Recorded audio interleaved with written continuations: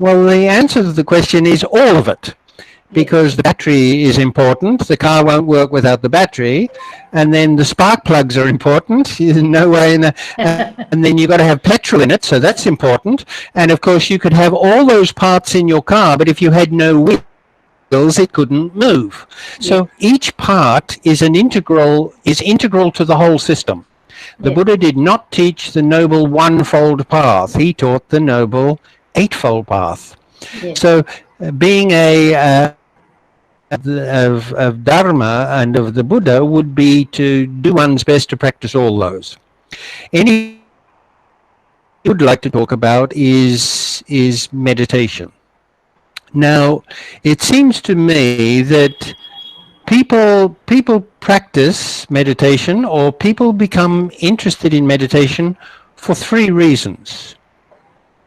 So one reason is that some people have got emotional problems or psychological problems or mental problems, and they think that meditation is going to cure them. Okay? They think that their emotional or personal problems are going to be cured if they practice meditation. Now, I don't think so. I would call that would be the therapeutic approach to meditation. Then not tomorrow, but hopefully next week. That is, so I would say that this would be the theoretical approach or the metaphysical approach to meditation. Okay? And then there are people who practice meditation for what I would call practical reasons. Okay. That is, they want meditation to help them to relax. They want to practice meditation because they think that it's good for the body and the mind. They want to practice meditation because they've got a problem with, say, anger or desire, and they want to come to terms with some aspects of their character and their personality. Or they want to practice meditation because they want to enhance the very positive qualities like kindness, love, patience, and so on. So I would call that the practical approach to meditation. Okay. Now, looking at these three reasons why people meditate, if you take the first one, therapeutic, you've got some psychological problems and you need some assistance or help, don't meditate. Go to a counselor or a psychiatrist. Now, some psychiatrists teach meditation. They use meditation in the way they help people. So if you've got a psychological problem and the counselor or the psychiatrist who is helping you is giving you instructions in meditation, that's good. That may be very helpful. But if you're going on meditation retreats and you're taking meditation instruction from somebody who is not well acquainted with psychiatric problems, I think that that's not a good idea at all. And I notice that people who do that often end up not getting better, sometimes getting worse. Yeah. So if you've got psychological problems, sort out your problems and then start practicing meditation. Okay? Yes. Yes. Then there's the second one, the metaphysical approach to meditation. I want to become a Sotapanna or a Sakadagami or no, I want to become an Arahat. And okay, that's very good. That's very worthwhile. Divorce your husband or your wife, give away all your money, and go and live in a cave in the Himalayas. Okay? You are not, if you are living in the world, you've got a job, you've got studies, you've got bills to pay, you have kids to look after, you have a spouse, etc. There is no way in the world you're going to become enlightened. It's not going to happen. Okay? What will happen is, because meditation is pulling in one direction and all these worldly concerns are pulling you in another direction. So of these two, which one is going to win out? That one is. Yeah. Okay? Yes. If, like Gautama, you walk out on your family and say goodbye to your wife and your kids, and that's the end of the bank account, and then you spend the rest of your life meditating, excellent. you've got a very good chance of becoming enlightened. But if you're living in the world with all your problems and what have you, it simply is not going to happen. And I sometimes am a little bit critical of some meditation teachers who are telling people, oh, you can reach the second stage, or have you become a sotapanna yet, or have you reached the fifth stage of... What happens is people end up becoming frustrated. Or worse, they end up becoming deluded. They think that they have attained some very high state, but in actual fact that they haven't. So I think the most important advice to us about meditation is be practical. And that is the third purpose of meditation. That is, you practice meditation for practical reasons. I want to become more focused, have a more enhanced concentration, ability to concentrate. I want to develop the ability to be kind, or I want to develop more patience, or I want to learn how to relax and be more at ease. Yes, meditation would be very, very helpful. And that is a very good foundation, maybe for later in your life as you progress. So that's what I would say about practicing meditation. Okay, be practical. Don't reach for the stars yet. Okay. Yes. Yes. Some people. Most who of is the it? students, Bhante, are practicing meditation with the Goenka tradition, Bhante. Yes. I see. Well, I started meditating with the Goenka tradition, and I think that is a very good introduction to meditation. Yes. The instructions are clear.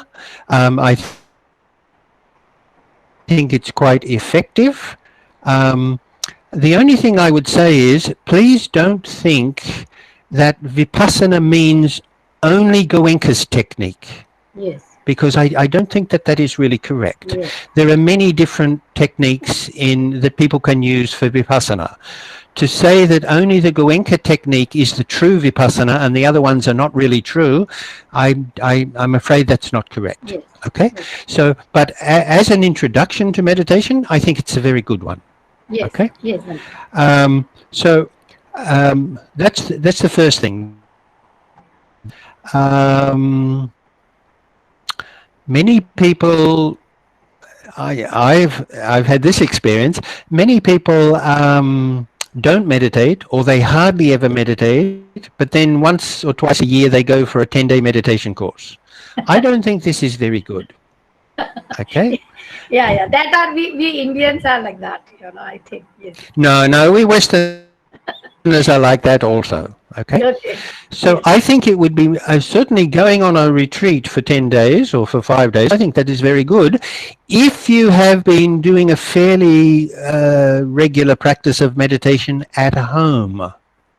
But if you do nothing or virtually nothing and then just 10 days, so what has happened is your mind is like this for 6 months, 7 months, 8 months, 9 months. For 10 days it goes up like this, and then in 3 or 4 days when the meditation course is, you're back to where you were before. I think that's not very helpful. Okay? So I think that some requires regularity. Now, not everybody has the time or the best environment to meditate, but you can do something. And doing it for 25 minutes or 15 minutes a day, every day, on a regular basis, is better than not doing anything or doing virtually nothing and then just running away for 10 days and going to a Goenka course, okay? Regularity is more important than intensity. Yes. Okay. Now, what type of meditation? Many different techniques.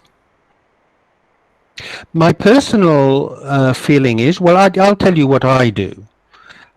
Every day, I live pretty much alone now. I have far few teaching duties than I used to have, but I meditate virtually every day, usually for an hour in the morning. I get up at about 4.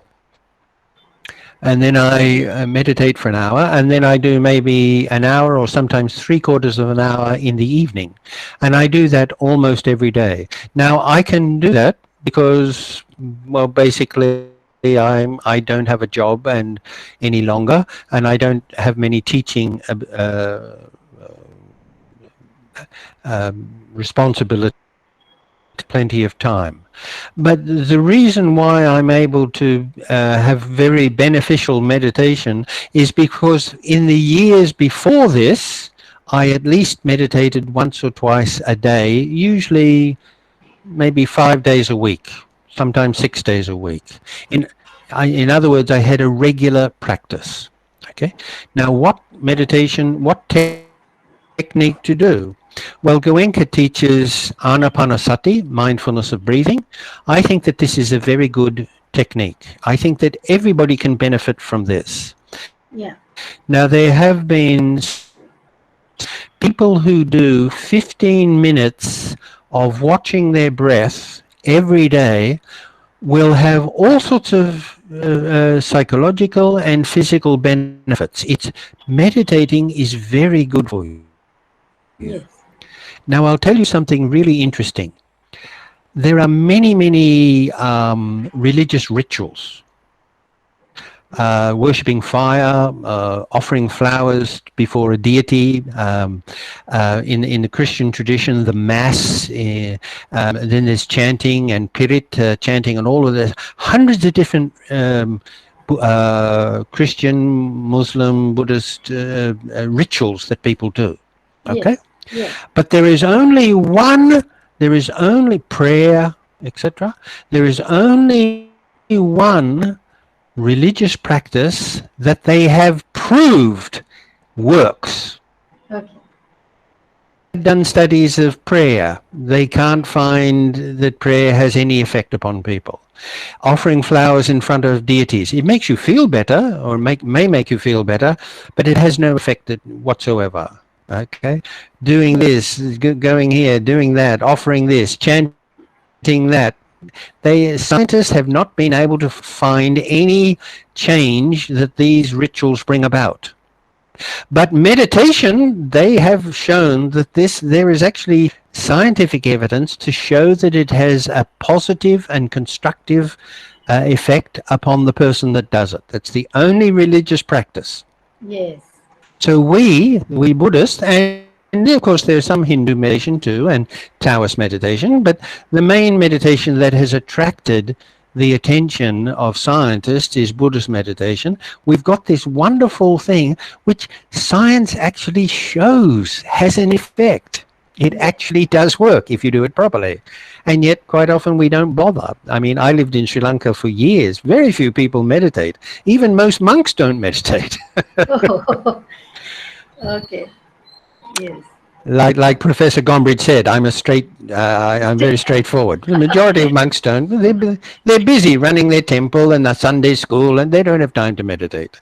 But if you do meditate, they've shown that this is really very good for you.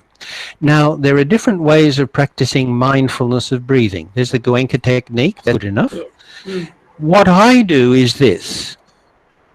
I sit in a comfortable posture. I have a Buddha statue in front of me, and I do maybe 5 or 10 minutes of chanting. Okay. I like to do chanting. Yes. You don't have to do it if you don't want to, but I find it a good way of sort of focusing my mind. Yes. And then I put my hands in my lap, I relax my body, and then I do nothing. I just breathe exactly the same way as I breathed before. I don't interfere with my breath in any way at all, and I just watch my breath. That's all I do. Now, I noticed that Vaishali, is Vaishali a man or a woman? Vaishali is a woman. Okay. Yes. Okay, so I'm answering Vaishali's question here. She asked, or she says that she has problems controlling her mind when she meditates. People often say that.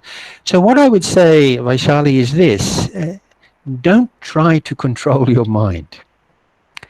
Don't control your mind. Meditation is not about trying to stop thoughts. Some people think that if you've got no thoughts at all, wow, your meditation is going well. Now, if you wanted to stop your thoughts, get a cricket bat and ask somebody to hit you very hard over the head, and then you'll have no thoughts for at least an hour. Okay? Now, the purpose of mindfulness of breathing is not to stop, not the problem. Yes. Reacting to the thoughts is the problem. Okay? Worrying thoughts are not a problem if we don't care about them. Yes. Okay?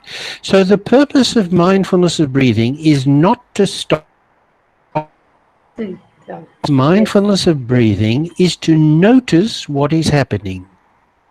Now, if you're closing your eyes and you're sitting still, there won't be very much happening. Most of what will be happening is the noise in here. If you can watch that noise, if you can those feelings, then you're on the way to understanding what meditation is about. So I call this technique buying mangoes. Okay? Okay. Yes. How do you buy mangoes? You go to the shop, you look at the mangoes, you pick one up, you squeeze it, you smell it, you have a look at it, and then you put it down. Then you pick up another one and you have a look at it, and you put it down. And you examine each mango and then you put it down. Yes. Now, if you can do that with your thoughts, that is, you notice each thought, you just observe it for a few moments and then put it down, then your meditation will. Yeah. Will your thoughts stop? They may. But even if they don't, if you can just be observing each of them as they come and as they go, without reacting to them, without liking them or disliking them or getting angry at them, then your meditation will succeed. Yes. And this is that you develop a space between you and your thoughts. Yes. Now, then what can happen is that can have many practical advantages in your life.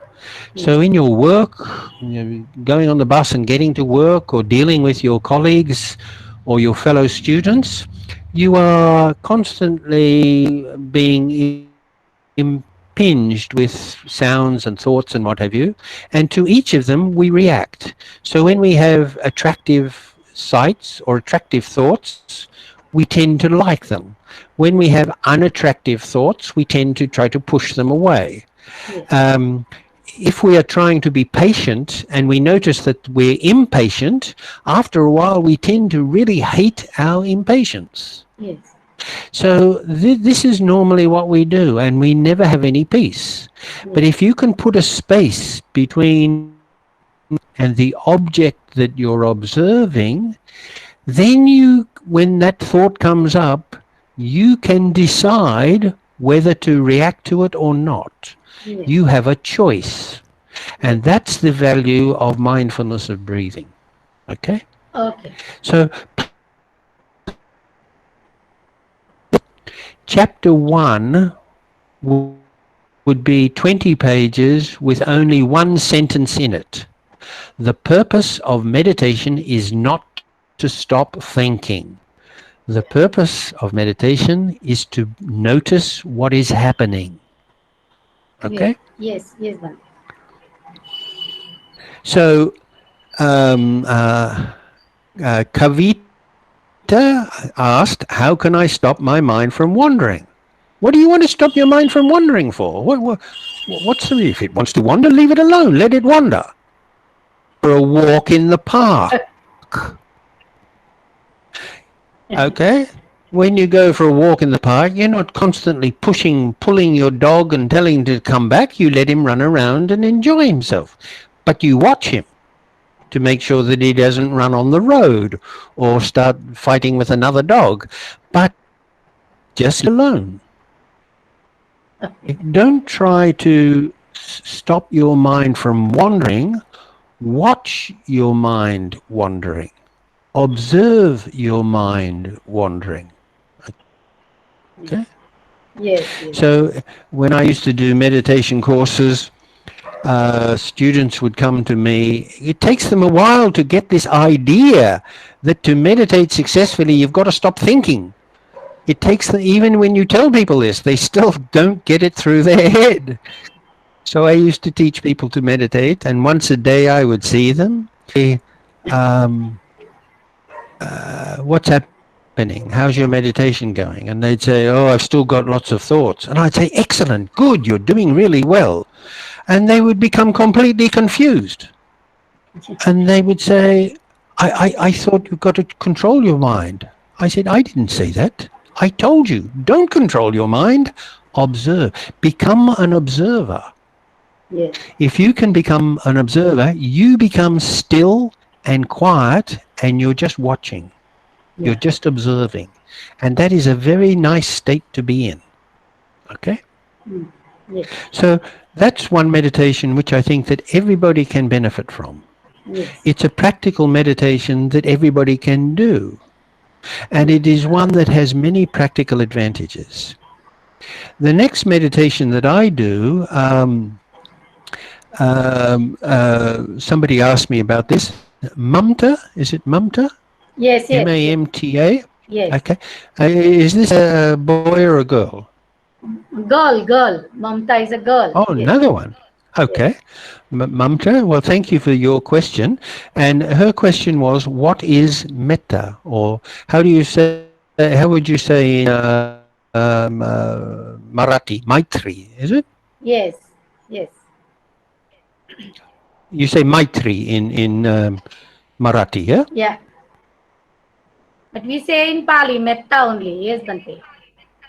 Yeah. But what about I'm asking you, how do you say it in Marathi? Marathi, when we say Maitri, it becomes friendship, Bante. I see. So in Marathi, Maitri is friendship. Yes. Well, okay. So we'll use the word metta. Yes. But you're a Pali scholar, so you know that the word metta comes from mittata, which means friendship or a friend. Okay, Yes. so you can translate metta as friendliness or Yes. intense friendliness. Yes. Okay. Anyway, I think the word love is a good English translation for metta. Yes. So Manta has asked, what is metta? Yes. Well, I've got a definition that covers all different types of love. And there are many different types of love. So you can love your mother, you can love your brother or your sister, you can love your grandmother, you can love your country, Yes. you can love you can love food, etc. Yes. Now, very clearly, in English at least, we use the same word for all those types of love. Yes.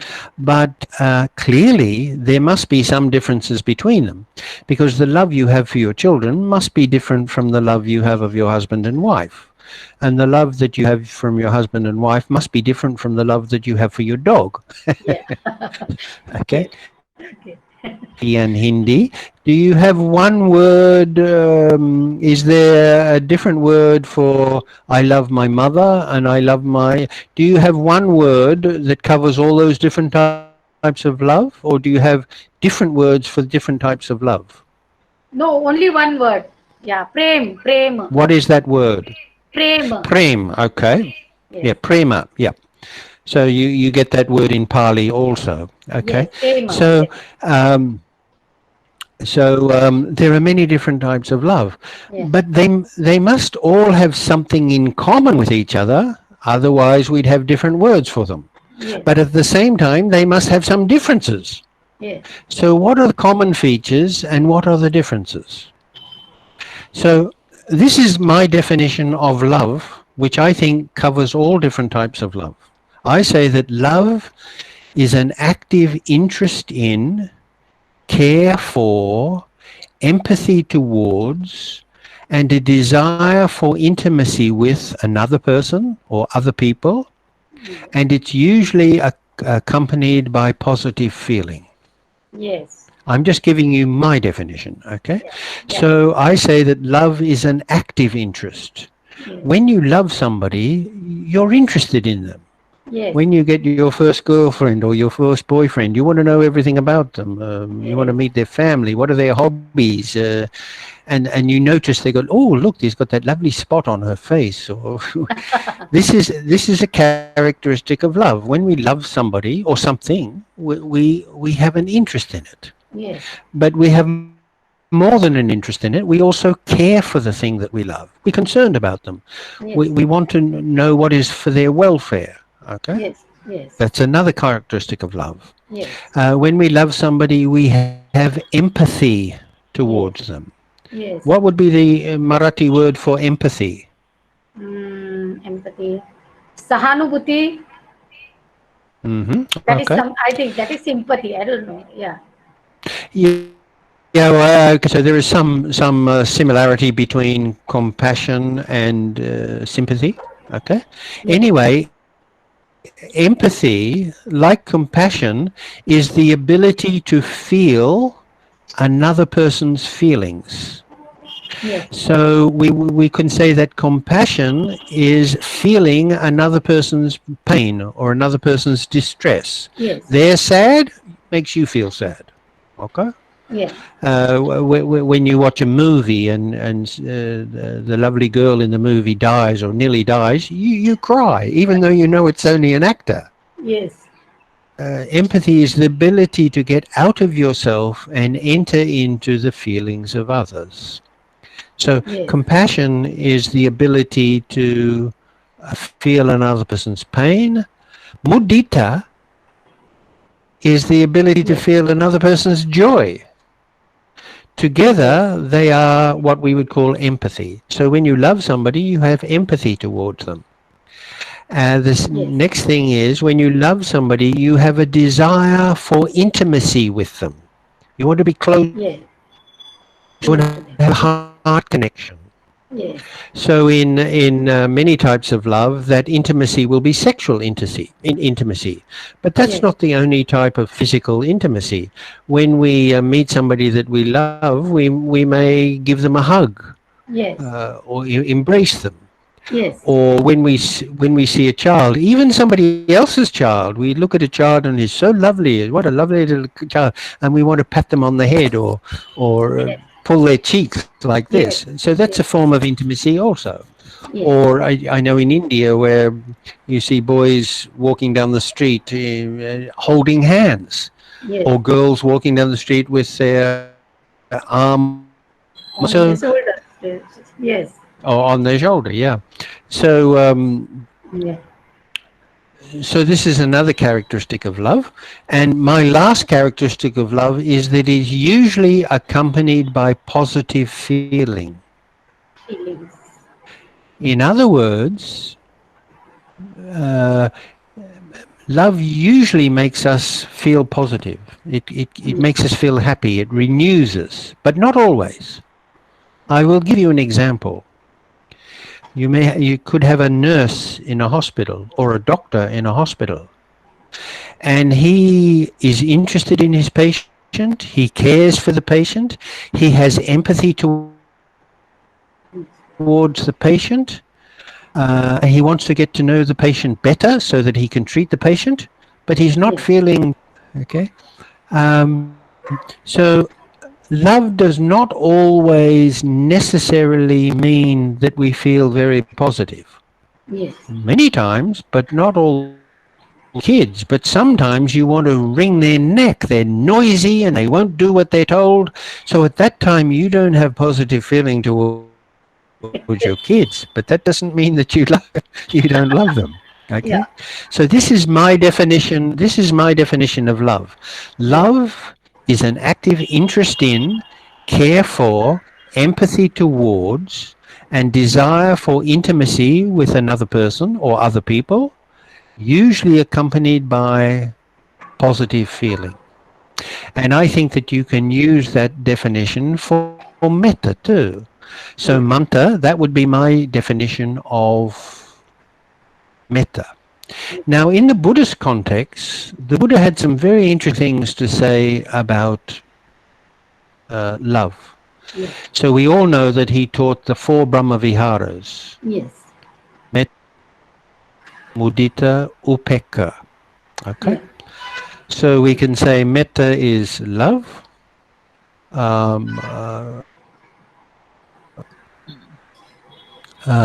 Sympathetic joy is mudita, and equanimity is upekkha. Now, many times, different states, but I prefer to see them as different ways that love expresses itself in different situations. So when you come across somebody who is kind, they're helpful to you, they're polite, your love towards them expresses itself as metta. Yes. When you come across somebody who is sad, they've been injured in an accident, or they're crying because they failed the exams or something like that, the most appropriate way that love expresses itself towards them is as compassion. Yes. So when you meet somebody who's friendly, is a friend of yours and that, you say, hello, friend, how are you, etc. Because that's an appropriate way to relate to somebody that you love. But when somebody is crying or they're very sad, it would be completely inappropriate to go up to them and say, oh, hello, how are you, and good luck to you. Now you need to put your hand over their shoulder, Yes. or you to sympathize with them or listen to them as they unburden their problem. Yes. Okay? Yes. So the relate to somebody who is sad or suffering is with compassion. Yes. But not everybody is unhappy all the time. Yes. Some people are very happy. They just won the lottery, or they just got married, or their wife just ran away from them and they're really happy. So now the most appropriate way to respond to another person's good fortune, their happiness, their success, the most loving way is with mudita, to celebrate with them, to be happy because they are happy. Yes. Okay? And then the reality is that there are a lot of nasty people in the world. Okay? Yes. Oh, it's true. Parliament is full of them. Yes. Okay? Yeah. Now this raises an interesting question. In the Christian tradition, they say, love your enemies. Yes. Now, this often confuses people. Is it really possible to love your enemy? Mm-hmm. Now, the problem is that people usually think that love is a positive feeling. I've said that love is not necessarily has a positive feeling. So they think, how can I possibly love my enemies? Even when I think of them, I feel bad. How can I possibly love them? Okay. Well, the Buddha's solution is very clear. You love them, but the way you love them is with upekkha. Yeah. Okay? You are distant, you are separate from them, etc. That's the most loving way that you can respond to an unpleasant you harm is with upekkha. Yeah. Now, I find it interesting that the Buddha used the term Brahma Vihara. Yes. Okay? Yes. Now, you all know that Brahma was one of the gods of the Vedic religion. Yes. Okay? And the interesting thing about Brahma is that he had 4 faces. Yes. Yes. And he had 4 arms. Yes. Wonderful to have 4 faces and 4 arms. You could drive your car, you could scratch yourself, you could look at the side, the front, and you could even see, but you wouldn't need a rear view mirror. You could see, it'd be wonderful. I mean, you imagine working in an office if you had four hands. I mean, you could do so much. It would be really wonderful. But anyway, Brahma had four faces, Yes. and and he lived up in heaven. And when he saw people who were happy and good, he would look upon them with his face of metta. Yes. And when he saw people who were suffering, he would look upon them, he would look down upon them with his face of pity. Okay. And when he saw people who were celebrating, he would celebrate with them. He would look upon them with his face of mudita. And Yes. when he saw people who were nasty, evil people, he wouldn't look upon them with hatred and anger and the desire for revenge.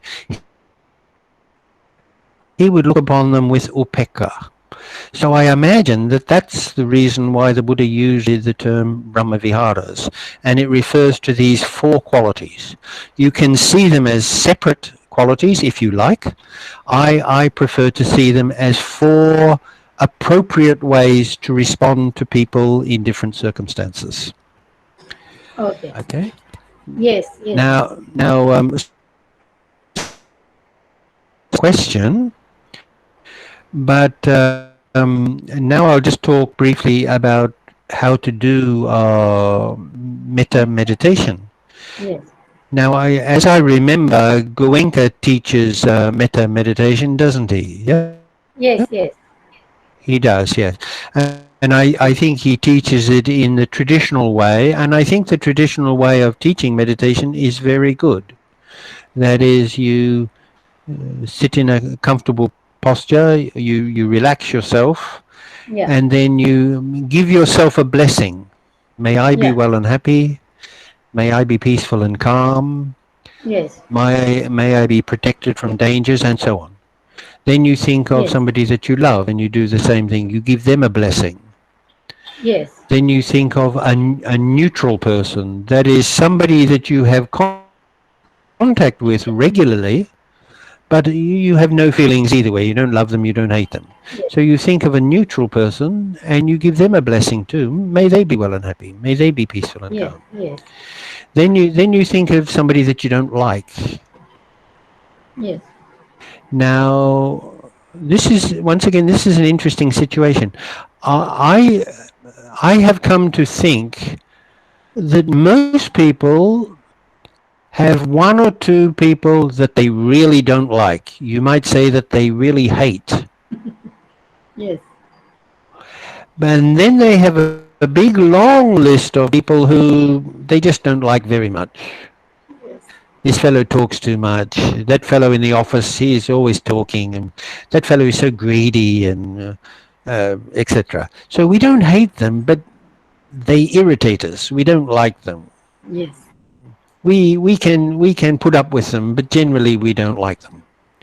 So for this meditation, don't select somebody that you have very, very strong negative feelings towards. Pick one of Okay. those other people. Okay. Okay.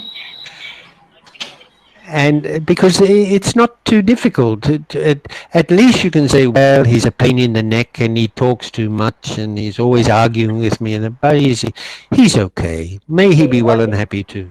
Yes. May he be peaceful and calm also. Okay. Okay. And Okay. the value of this meditation is very good. First of all, it helps you to focus your mind. Yes. Secondly, it gives you positive Yes. feeling. It makes you feel good.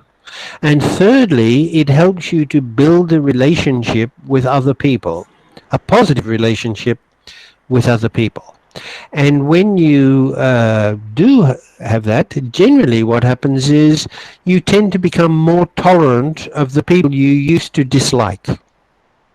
Now you find that yeah, you still don't like them, but not as much as before. Now you can put up with them. You have some understanding as why they are like that. You become more tolerant of them, and that is Yes. a very good thing.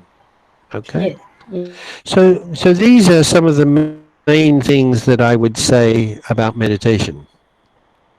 Um, Now, Arvind has asked, how many stages in Vipassana are there before you reach up to the goal? Well, I would say I'm not sure that there are any stages. Now, what you get in the Buddhist tradition, particularly in the Abhidhamma tradition, is dividing and subdividing. Okay, so I think the transition from one state to another state is not exact. It's like, where does the Indian Ocean end and the Pacific Ocean begin? Well, you can't say exactly. When does the day begin? Well, the sun comes up gradually, so gradually you get light. So I really don't think that there are stages. Now, in the Abhidhamma tradition, they may have the stage 1 and stage 2 and stage 3 and etc. I don't think the human mind works like that. I think that we see gradual, incremental changes over a period of time. But this I would say, people sometimes ask me, how do I know that I'm doing the right type of meditation in the right way? Yeah. Because sometimes you meet people who are meditating and they don't seem to be any better than they were before. Yes. And sometimes you meet people who've been meditating for years and they're really nasty people. Yes. Okay. And then there's the problem, this teacher says that this is the right way to meditate. That teacher says, no, that's wrong. This is the correct. Some people say, put your attention here. And some people say, put your attention on your abdomen. And in the Hindu tradition, they say, put your attention here. Some meditations, they say, put your attention there. And so people get very confused about this. Yes. I don't think that there is any one right way to meditate. And the reason why I think that is because there is no one type of person. People are all different. Some people are able to meditate very easily. Some people, it's quite difficult for them. Some people have got different propensities and abilities than other people. So I think that there are a range of right ways to meditate. Okay? Yes. Don't get caught up on this technique is the only right technique or that technique is the true technique. I think Goenka says that this is the pure technique. I've got doubts about that. But one thing that your meditation, whatever meditation you are doing, how can you tell that it is working? So the first thing is, I would say, if you are meditating well, one good sign is that you're able to be more objective about yourself. You're able to admit your faults. You're able to acknowledge that you made a mistake. You're able to say, well, I lost my temper with you. I'm sorry about that. I apologize. Please forgive me. Somebody who's meditating well becomes more. They get more insight into themselves, they know themselves better, and they can be more objective about themselves. That's one thing. Yes. The second thing is meditation, successful meditation makes you happier. Yes. Now I see people sometimes who meditate and they become absolutely miserable. Okay. I've been to meditation courses and I see people walking around sort of like this. Nobody's talking and everybody looks as if they're going to a funeral and nobody Yes. laughs. And I don't think this is very good. Yes, Okay. I've seen that thing. Yes, Bhante. Yeah. Sometimes you go to a meditation course and they look like the people in the mental hospital. Yes. It's true, isn't it? Yes. Yeah. Okay. And then some people they genuinely trying to practice the Dhamma well, but practicing the Dhamma is making them unhappy. They're always worried about whether they broke this precept or did they break that precept or once I stayed with a monk. He was an Australian monk, and he was a very sincere and good person. He wanted to be a good monk, but he was so unhappy. And he was always worrying about whether he had broken this Vinaya rule or whether he had broken that Vinaya rule.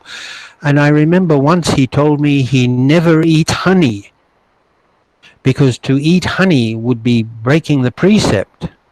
Oh. And I said, what? How can... Well, when they take the honey from the bees, they don't ask the bees permission. So that's stealing.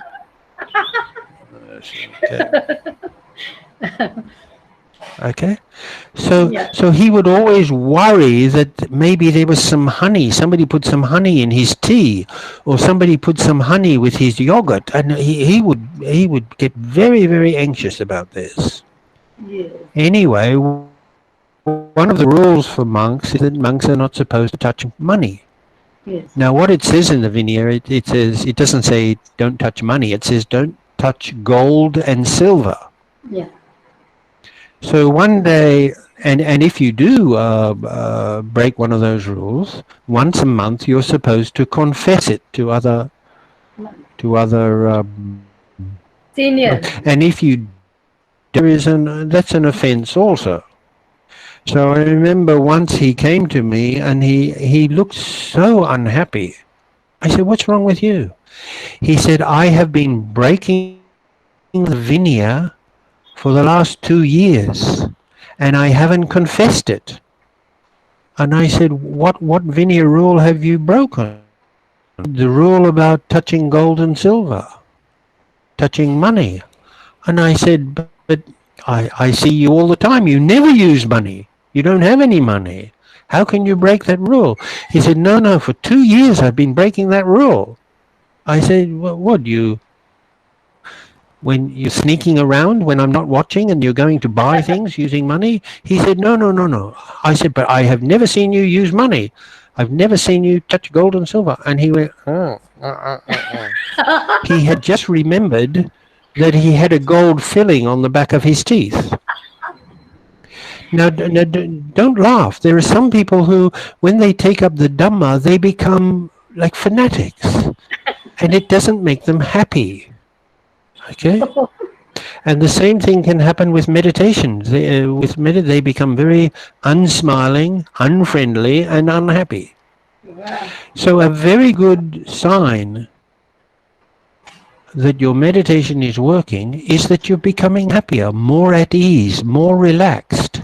Yeah. Okay. Now, is it Jyoti? Is Jyoti? Yes, Jyoti. Is that a man or a woman? It's a girl. Yes, Jyoti is a woman. Yes. Another girl. Okay. So Jyoti has asked me, and she said that she finds it's difficult to practice the precepts. Yes. Well, I've never had that problem. So if you look at the precepts, I'm sure, Jyoti, that you don't. I'm sure, Jyoti, that you don't go around killing anybody. Yeah. Okay. What do you steal? Are you tempted to steal all the time? I doubt that. Okay. I can't say about your sexual behavior, but I'm sure that you're quite responsible in that way. Do you lie?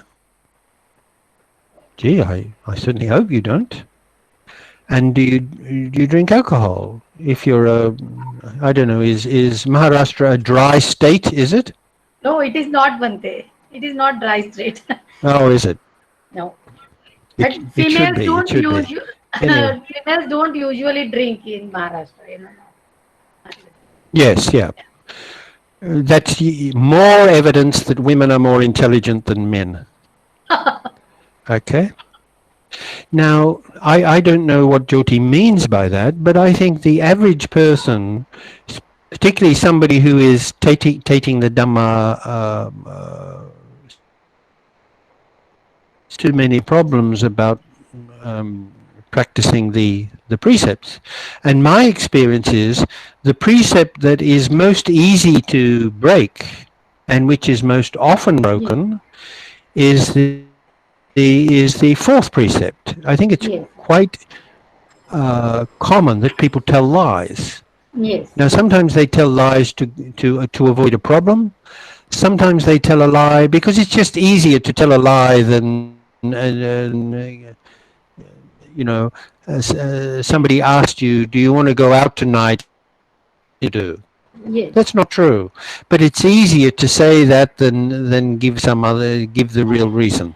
So I think probably the most often to break is the fourth precept about lying. Okay, Yes. so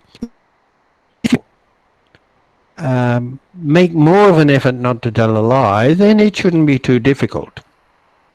Now the reality is that we are all pathogenes. We are all we have a large amount of lobha, moha, and dosa, and so we will break the precepts from time to time. Sometimes deliberately, and sometimes often. So what do you do when you break the precepts? I think the first thing is admit it to yourself. Yes. Say to yourself, I did the wrong thing. Yeah. And then make a resolution not to do it again. Yes. When you break the precept, I don't think you have to punish yourself. I don't think you have to cry and feel terribly sad and feel ashamed and feel guilty. That is not very helpful.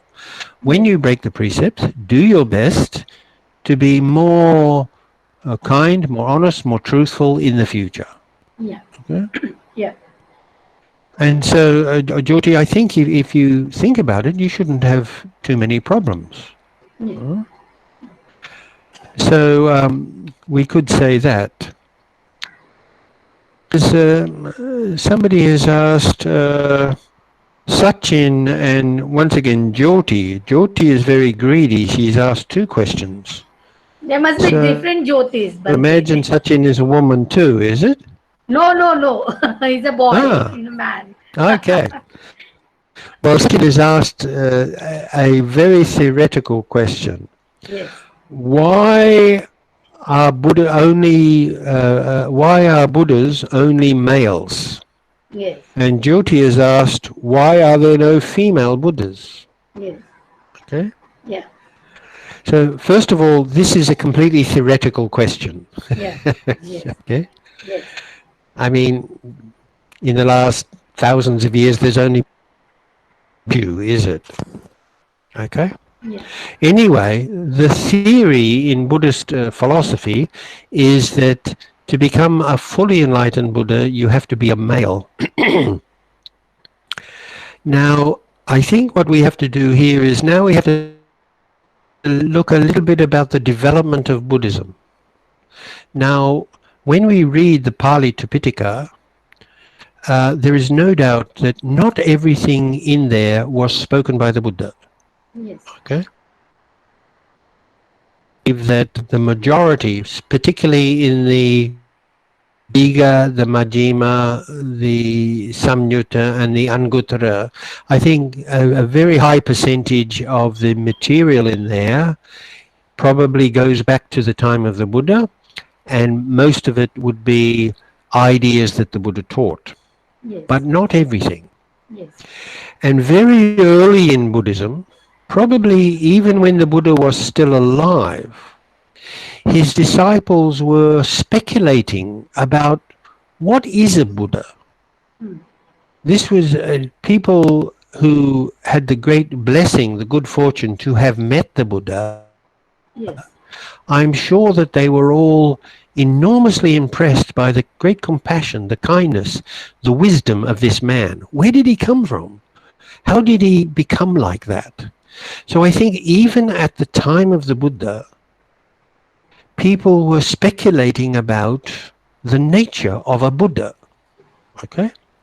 Now, if you read the suttas very carefully, you'll see that it seems that at the earliest stage of Buddhism, there was no difference between the Buddha and an Arahat. Yes. As time went on, as they speculated more and more, they started to say, well, the enlightenment of a Buddha. Okay? Okay. Yes. But that seems to be a development, an early development in Buddhism, because when we talk about the Buddha, we say Namo Tassa Bhagavato Arahato Sammasambuddha. So Arahat there, an Arahat and the Buddha are the same. Yes. The Buddha is an Arahat Yes. and he's also a Buddha. Yes. Okay, so it seems that in the earliest stage of Buddhism, there really wasn't any significant difference between a Buddha, a fully enlightened person, and an Arahat. An Arahat was fully enlightened, and a Buddha was fully enlightened.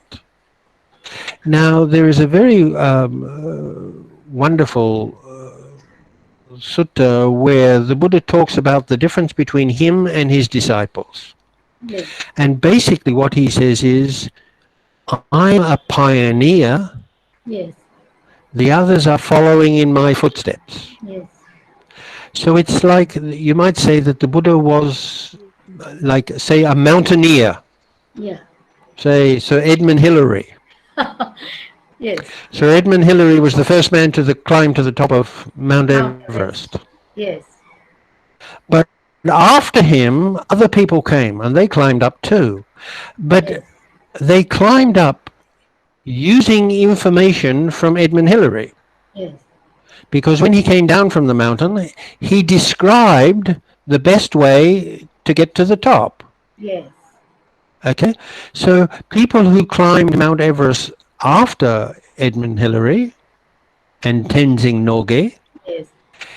they studied the maps and the descriptions of the best way to climb that mountain from the information that Hillary and Tenzing gave.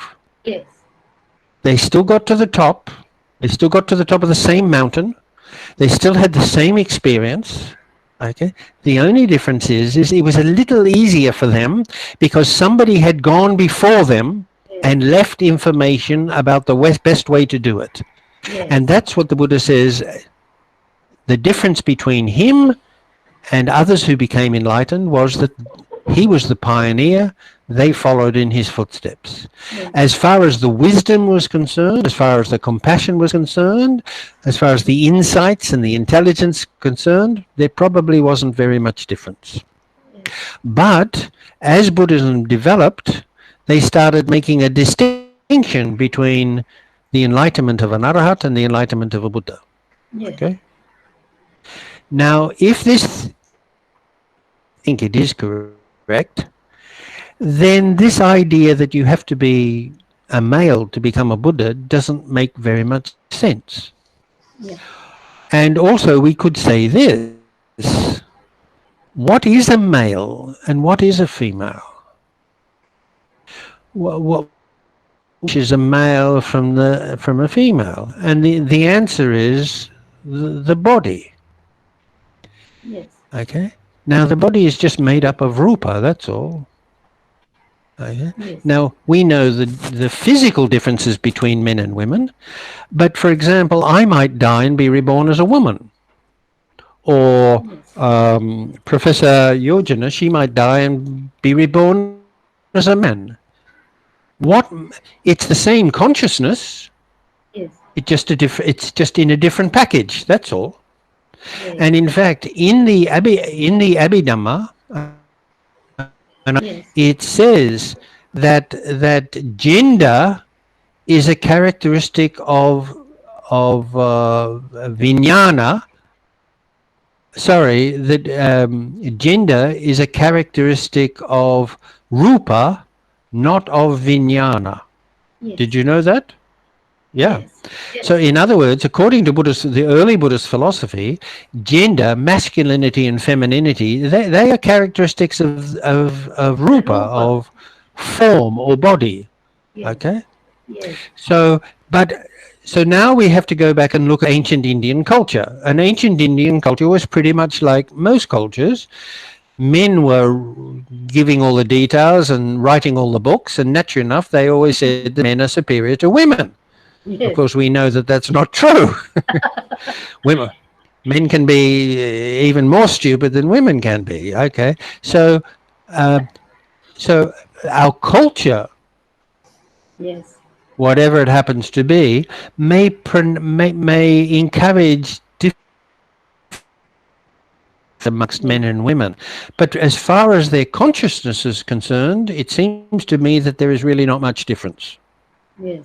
Okay, Yes. and I think it is I think it is that in early Buddhism, at least in the Abhidhamma, you've got this idea is they understood that gender is a characteristic of physical form, not of consciousness. Now, if that is true, and it seems to me to be true, a penis and big muscles to be a Buddha. That doesn't make sense to me. Yes. Okay, so I think for Sachin and Jyoti, your question is related to early developments in Buddhist speculation, Yes. which I think we don't have to consider to be actually true. Now, there are other things in the Tipitaka that seem to be of their time. So those ideas, that is that you have to be a male to be a Buddha, that probably has more to do with Indian culture in the 5th century BC than it has with actual Dhamma itself. Okay. And there are other things like that in the Tipitaka too. So, for example, the Buddha believed that the weather Yes. could be influenced by the government. Okay. So we read in, yes, the Buddha mentions this in several places. That is, when the king is bad, it doesn't rain. Mm-hmm.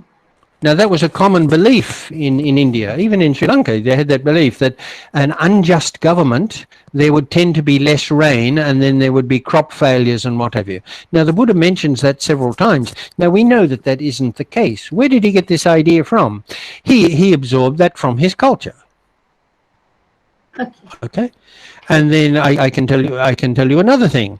The Buddha believed in spontaneous generation. Yes. You know what spontaneous generation is? Yeah. So until very... Upapatika. That is that word? Yes. Is it? What, that's a Pali word, is it? Yes. Yes. Yes. Is it? Anyway, until very recently, people believed, almost in every culture, including in Western culture, they believed that life could come spontaneously from dead matter. Now, how did they get this idea? Well, an animal died, and they would see the animal there, and in 4 or 5 days they would notice maggots. Yes. And they said, where did these creatures come from? And they believed that maggots spontaneously grew out of dead flesh. To wash their hair and clean themselves up, and then 3 or 4 days later they would find that they had lice in their head. And they didn't know where these things came from. But they believed that they came out of your sweat. Okay. Okay. Now, in the 19th century, they proved conclusively that this is not true. It's a mistake. Yeah.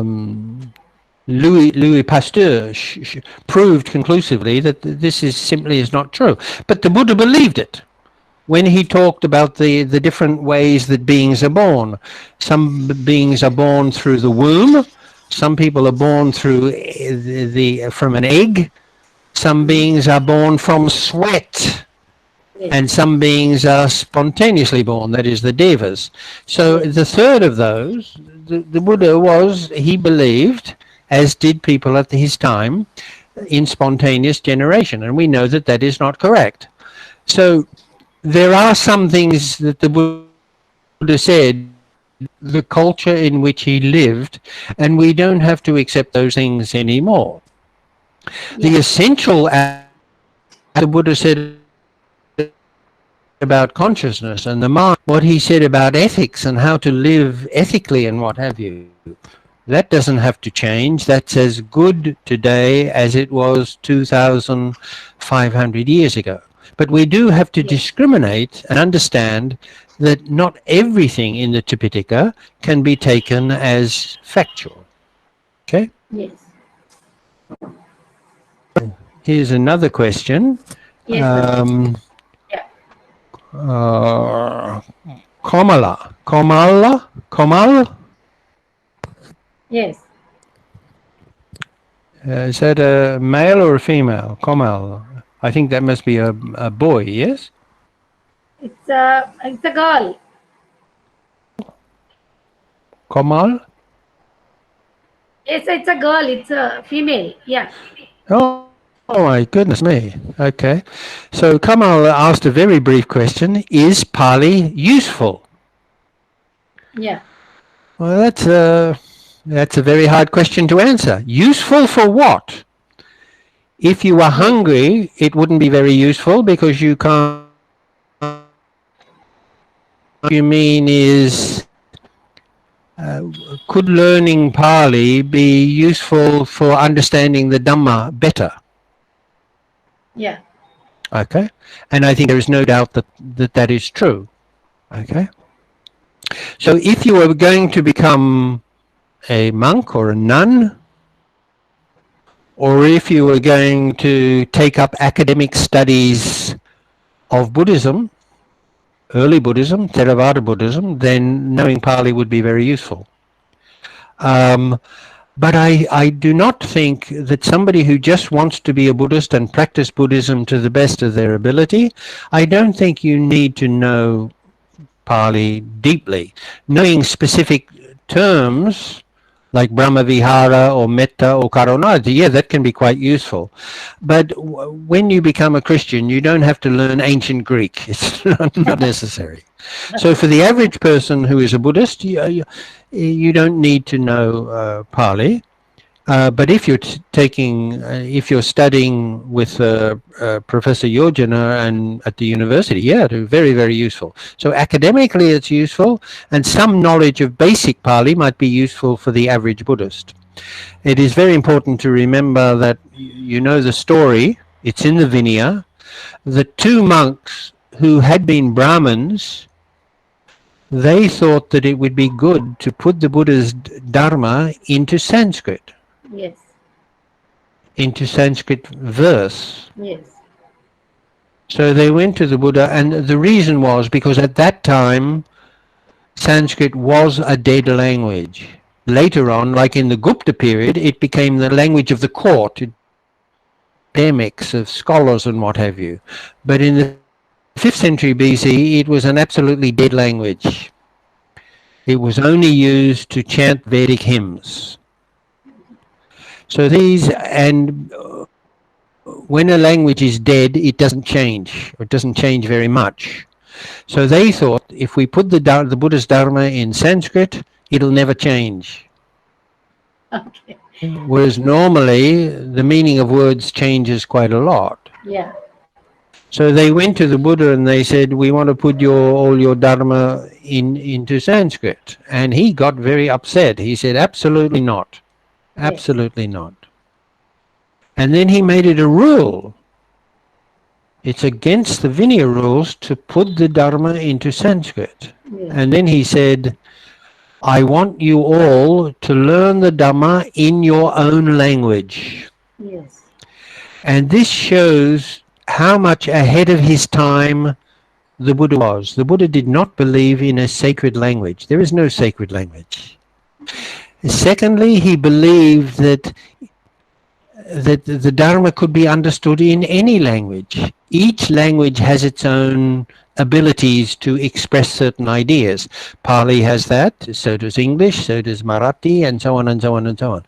You can understand, if somebody knows the Dhamma well, they can translate it accurately into any language or virtually any language. Yes. So is Pali useful? Yes. If you're going to study Buddhism academically, it's useful. But I think it would be, for the average person, learning the Dhamma in your own language, knowing the Dhamma, the theory of Dhamma well, would be much more useful than spending years trying to learn Pali grammar and syntax and what have you. Okay? Yeah. Okay, I think there. How long have I been speaking for? Now I've been speaking for 9:30, 10. I've been speaking now for an hour, haven't I, or more than an Oh, hour? more than an hour, Bante. You must be tired. You're speaking more than Okay. 1 hour 15 minutes. You have been speaking, Bante. Wow. Okay. So I think that might be enough now, unless Yes. there's anything else. Is there anybody listening in who would like to ask a question before we finish? Now, there were other questions, but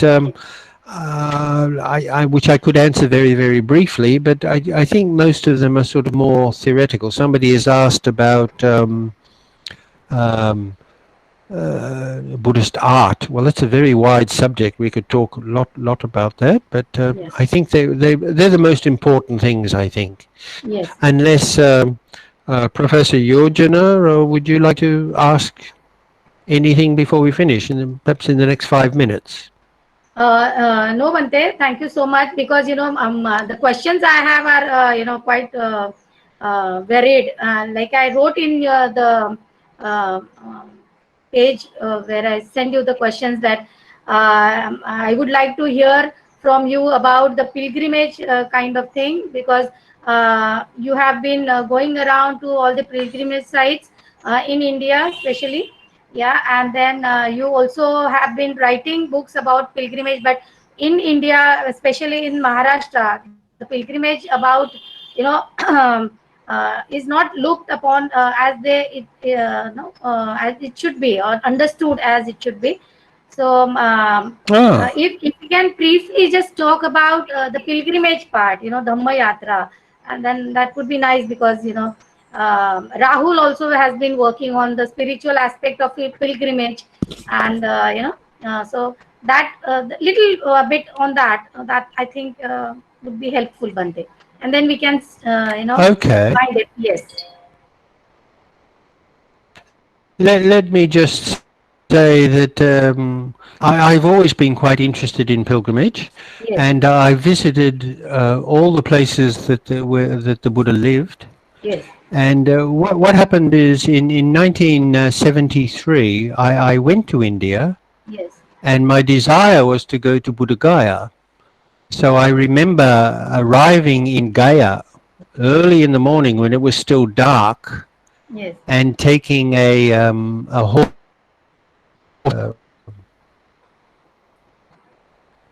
What do you call it? The horse and the cart. What do you call Yes. it? Yes. Tanga. Yes. Tanga, Yes. tanga. So I was with a friend, and we went through the dark streets of Gaya early in the morning. Yes. And then we got to the village area where there are more fields and trees and what have you. And just that time, the sun was coming up. Yes. And that was in the old days when the road to Buddha Gaya went along the river. Now Yes. it doesn't go along the river. Yeah. And looking at the Naranjana River with the sun coming up early in the morning, with the mountains on the horizon, it was just so beautiful. Yes. The birds starting to sing in the morning. Yes. And by the time we got to Buddha Gaya, the sun was up fully. And Yes. as we went into the town, above the trees, I could see the very,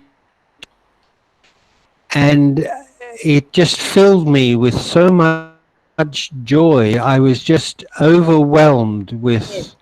joy and happiness to be able to be there. Yes. So I had a very, very positive feeling. My first experience in being in a place where the Buddha had been. Yes. And then later on, when I became a monk, I had a very strong desire to walk in the Buddha's footsteps. Yes. So in the early 1980s, I walked from Buddha Gaya to Rajgir Yes. with no sandals on, Oh, and okay. I took my bowl and I begged for food along the way. Yeah. Okay. Okay, and then I walked back again Yes. on the other side of the mountains. You know, there was a line of mountains Yes. Yes. between Gaya and Rajgir. So Yes. I walked on the north side of the mountains on the way there. I spent 3 or 4 days in Rajgir, which is still one of my favorite places in India. And then I walked back through the on the south side of the mountains, Yes. begging for my food all the way. And then about a year later, I walked from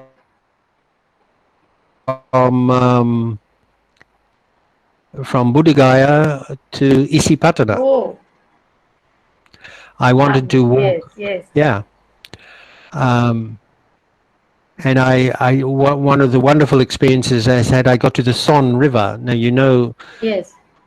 if you go from Gaya or Buddha Gaya by train, you cross the Son River and Yes. you get that great big bridge that goes across the river. It's one of the longest Ancient. bridges in India. Maybe not now, but it certainly used to be. And Yes. this is such a beautiful river because it's all sandy and there are little islands of sand. So I had to swim across the river. I didn't go. I didn't go along the railway bridge. Okay. And once again, I went for Pindapata the whole way there. Yes. Yes. So I did that one, and then about 2 years later, I walked from Rajgir to Kushinara. Oh, wow. Okay. Yes. Yes. That's long time And the journey. reason, Yes. yeah, it's if you can do it. And really, everywhere I went, people were very kind to me. I never had any problems. I didn't get sick. And people generally were to me. So, but Yes. the reason I did that is I wanted to get something of the feel of what it might have been like for the Buddha and for monks in ancient India to walk from one place to another. Yes. And so that was a wonderful experience for me. So then, and then when I lived in Sri Lanka, I mainly I walked from one ancient place to another. Yeah. So I've always been interested in trying to locate the various places that the Buddha visited or that the Buddha lived. Now, of Yes. course, there are well-known places, Yes. Sarnath and Kusinara there, but there are other far less well-known places. Alavi, for example, Yes. and Vairanjana is another Yes. place near Mathura. And Okay. these places are mentioned in the Tipitaka quite a few times, but there's really nothing there anymore, mainly just ancient mounds of ancient towns and what have you. But I Yes. have a great interest in visiting these places, and I always have. Yes. Um, Sorry. I don't have my pilgrimage book here, but um, yeah, this is one book that I've done. This is my book on pilgrimage in Sri Sri Lanka. Lanka. Yes. Yes. Yes. I have this Okay. book. Yes. Oh, you've got that one, have you? Yeah. Yeah. Um, this is another one There was which is okay. Yeah. I've done. Okay. This is I'd really like somebody to translate this into Hindi Really. because most people are not going to read the Tipitaka. It's too big. Yes. And some suttas are really very long. So what I've done here is I've got 365 Yes. For the days. passages from the Tipitaka, so you can read one every day. Yes. Yes. Yes. Um, this one may interest you, Professor Yojana, because it's like a dictionary Yes. Yes. Nature of and the environment in early Tipitaka. Tipitaka. Yes, Bante. Yes. Yes, Bante. Yes. Do you have a copy of that? No. I no. I don't think so. Yes. but I will check with Yeah, my well, if you grandmother. like, tomorrow I'll send you a soft copy. You can have a look at it. Yes, Bante, yes. This is another one that I've done. Yes, yes. I have looked at the books on the internet. Yes, Bante. So many of Oh, them. I Yes, see, I see. yes. Whoops. Um, there's Oh, yes, yes, yes. Mhm. Mm. Okay, I think um, anyway, I think that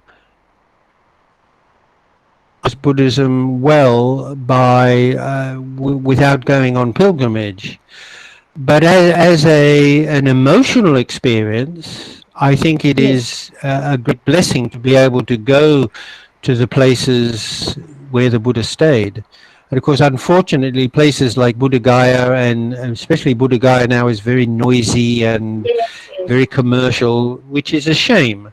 But still, the gardens around the temple are lovely. yes, And when you go there, you see Buddhists from all different countries. You see yes, Thais and Burmese and Taiwanese and yes. Tibetans, and nowadays you see Westerners and that. So it gives you some idea of how universal Buddhism is, that it's able to attract people from all All different over. cultures Yes, and all different countries. So that can be a nice experience. And of yeah, course, in Maharashtra, you have some wonderful places like yes, yes, Bante. Bhaja, Ajanta. Yes, Bedsa, yes, well, of course, Ajanta and that, but you've got the less well-known places like yes, Bedsa Caves, yes, yes, Bedsa yes, Lena. Do you know this place? yes, yes, Now, Bante. I spent Yes. in about 1976. I spent about 3 days in that cave. Oh, really? Yes. I even stayed in those Yes, yes. yes caves for 3 days, but that was in Ah, 2000. I Yes, see. yes, Well, I slept there. I slept there, and I yes. went to the village for Pindapata, and at Yeah. night time some jackals came. Oh, really? Oh, that time there must be. Yes. Yeah, Now it is all, yeah. they don't allow people to stay there nowadays. Yes. I don't care. I don't take any notice of that. When nobody's looking, then I go sneak up there. But also there are other lovely ones like Aurangabad caves, and there's others, and Yes. what's the other one? Anyway, so there are, and Pitalkhora in the jungle. Yeah, near Pitalkhora. that's one that I have never been to. Oh, That's I okay. think that's one of the few ones that I haven't been to. Okay. Yes. Yes. And Kaniri, I spent a few days in a cave in Kaniri too. Yes. Yes. Yeah, you have been to most of the places, Um, Bante. Yes. Yes. I can see that. Yeah. yeah, I think the only important Buddhist place, pilgrim place in Maharashtra that I have not been is Sopara. Oh, you have not been to the stupa. Yeah. No, I've seen pictures of it, but I haven't been there, and I would like one day to go there. Definitely. Bante, you are very much invited to come to Mumbai, Department of Pali, and we'll definitely take you to Sopara and all the Oh, places. wonderful, wonderful. Yes, Oh, yes, that would please. be really great. Yeah. Yes, Okay. I can't think of anything else to say about pilgrimage. yes. But seeing as some of you seem to be interested in pilgrimage, I would be absolutely thrilled if somebody translated that book into Marathi. Yes, Bante. I can ask somebody to do that. No problem. Because No, no, no, no, no, no. Don't ask them. Tell them. okay, I'll tell them. Okay, that is good.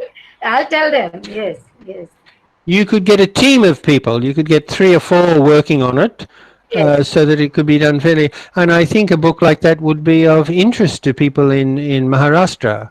yes, yes.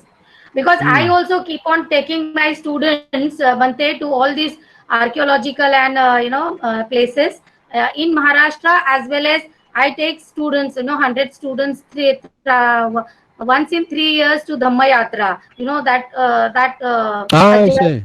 it lasts for 24 days or something like that. I take to all the Oh, places. wonderful.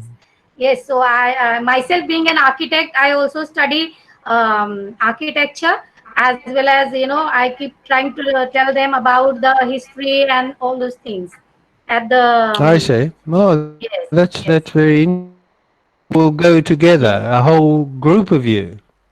yes, yes, Bante. We have been there for always four times, so that's 12 years for 4 times. Yeah, yes, for the long tour. I mean that, and then twice a year we go in Maharashtra and outside Maharashtra for the Oh, I study see. tour. I see. Yes, Oh, yes, I would love to. yes. I would love to join you. No, I we would you love know, to join you I'm one day, getting, and I'm getting a bit old now, but I would yes, like to make one last trip to India and see some of the places that I haven't seen, and to visit yes, once again for the last time some of the places that I have seen. Many yeah, years ago, oh, well, here's another place. Many years ago, I first time I went to Sanchi.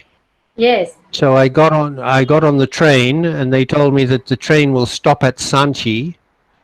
But And of it course, you can never believe these guys on the train. The train did stop at yeah, it didn't stop. Videsha, Okay. and I arrived at Videsha in the middle of the night, and it was very, very cold. Yes. So I thought, well, I'll have to sleep. I'll have to sleep in the railway station and try to get to Sanchi in the morning. So there was a seat on the platform. There was nobody there. It was middle of the night, no people at all.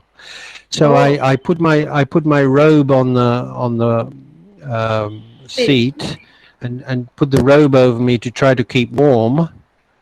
And then I started having problems. I was itching. So I lifted Okay. up my robe, and the seat was made of strips of wood, and between the Yes, I know, I know. so it was Yes, very cold, and I wouldn't be able to get to sleep, and I'd be bitten by bed bugs. So I thought, yes. well, I got nothing else to do. I'll walk to Sanchi. So in the middle of the Oh, night, I walked along the railway line from Videsha to Sanchi. Sanchi. Yes. Oh, that must be the And experience. Yes. yeah, very, very cold. And just as I arrived, the sun was coming up. Yeah. And I still remember this today. And the first thing I heard was, whoa, whoa, whoa.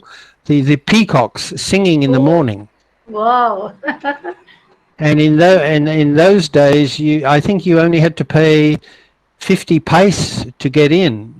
Oh, Nowadays, you've got to pay $5 or something like that. In yeah, those, yeah. you It has only had to become pay. expensive.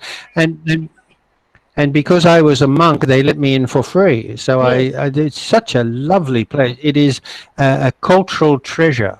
Yes, yes, Anyway, I can remember I met the director of the museum there. He was a young guy yes, at that time, yes, and he was very surprised that I knew so much about it. So we became friends, yes, and then he offered to take me to the other stupas. yes, yes. 20 or 30 Satadhara. kilometers around Yeah. Sanchi. What's the name of the place? There are three, four places, Satadhara and That's right. yes, I don't know, Sonari, Satadhara. Yeah. Yes, yes, yes, Sonari, that's one of them. yes. And there's even a very brief Andher. There is one place called Andher as, also. Yes. and there's an Asoka inscription there, isn't there? A very brief one. They discovered it not so long ago. Yeah, yeah, yeah. They have a Ashokan Yeah. pillar. Yes, yes, Bante. Yes, it's there. No, no, not a pillar. In one of those Stupa, ancient stupa. monasteries. Yeah, there's some stupas there. Yeah. Anyway, I even visited those places, so I've seen quite a lot, but I would like to visit some of them again. Yes, Bante. Okay, I think that's all for now. First of all, I'll just thank everybody for their questions. I think most of the questions were really quite intelligent. I'm sorry that I wasn't able to answer all your questions, but I did my best. Yes. And I'd like to also express my appreciation for Rao, who helped to organize this, and also for Professor Yojana. And I hope to be able to have some contact with you again in the Yes, future. yes, yes, Bante. Yes, Bante. Definitely, definitely.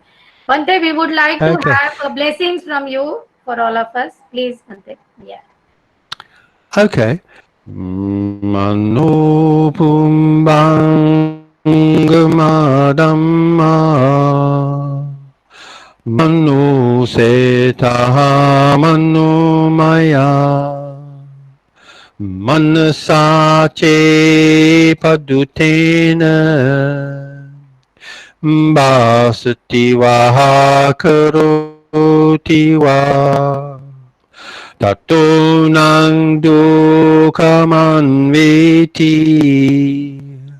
Chankang Mahavato Padang Manu Pumbang Madamma Manu Senta Manu Maya Manasate Pasanena Basati Vaha Karoti Va Tato Nang Sukan Veti Payani Tato Nang Sukaman Veti Chaya Payani Tato Nang Sukaman Veti Chaya Anapayani